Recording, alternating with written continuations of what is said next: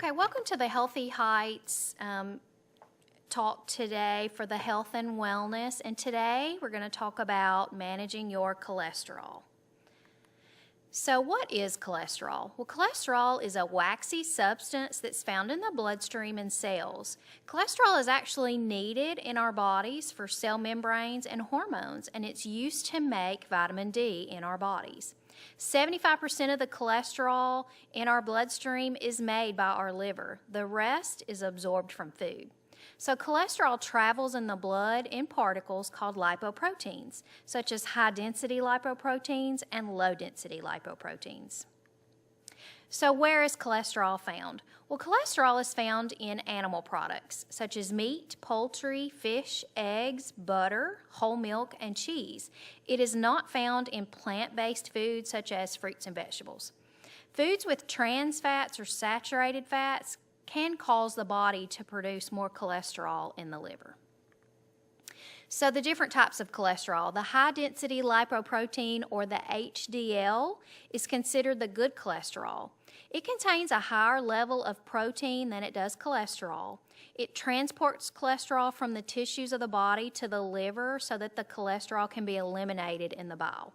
The higher the HDL cholesterol level, the lower the risk of coronary artery disease. Now, the low-density lipoprotein, or LDL, is considered the bad cholesterol. It has a higher level of cholesterol than protein. The LDLs tend to stick to damaged or inflamed areas of the blood vessel walls and form plaque buildup. The higher the LDL cholesterol, the higher the risk of coronary artery disease. So what are triglycerides? Triglycerides are a type of fat found in your blood. Your body converts any calories that it doesn't need to use right then into triglycerides. So triglycerides are stored in your fat cells. Hormones release triglycerides for energy between meals. If you regularly eat more calories than you burn, then your triglyceride level and your fat storage will be increased. Triglyceride triggers the liver to make more cholesterol, raising LDL and total cholesterol. So why do we need cholesterol? Well, your body uses cholesterol to make vitamin D. You know, that's that vitamin that we go out into the sun for 15 minutes a day and our bodies produce. It's also used with sex hormones such as testosterone, estrogen, and progesterone.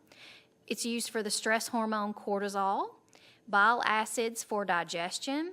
It contributes to normal membrane function of nerve cells in the brain, and it serves as an antioxidant. It's neuroprotective. So we do need cholesterol in our bodies. We just don't need too much.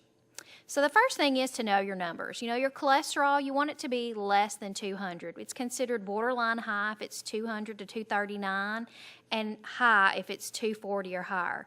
Your HDL, if it's low, it's less than 40, and if it's high, it's 60 or higher. So we want it between 40 and 60 as your goal.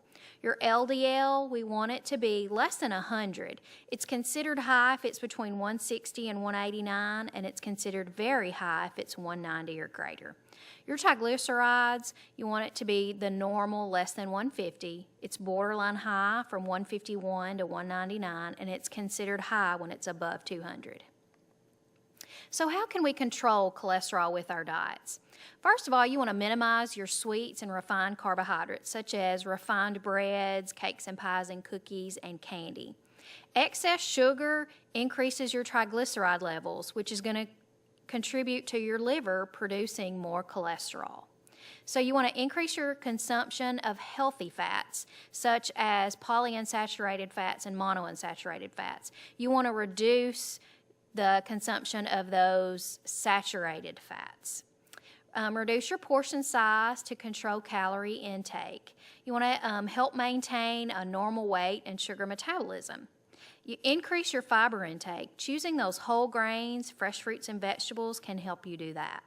You want to use low-fat cooking methods, such as bake, broil, grill, or roast your meats and vegetables, and use fat-free broths, herbs, and spices to season your foods. You also want to choose low-fat or fat-free dairy products.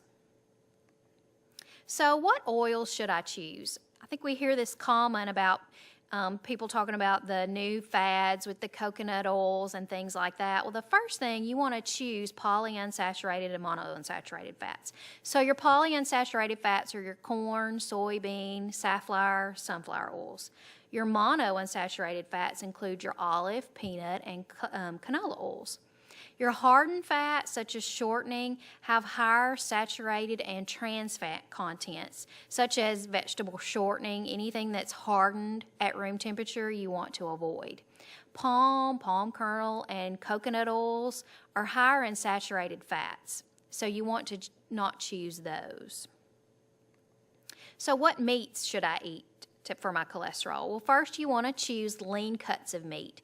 Extra lean ground beef, ground sirloin, or ground round are your better cuts, and you also want to choose cuts with little or no marbling of the fat. You want to remove any visible skin and fat from your chicken and turkey. Choose breast or white meat without the skin.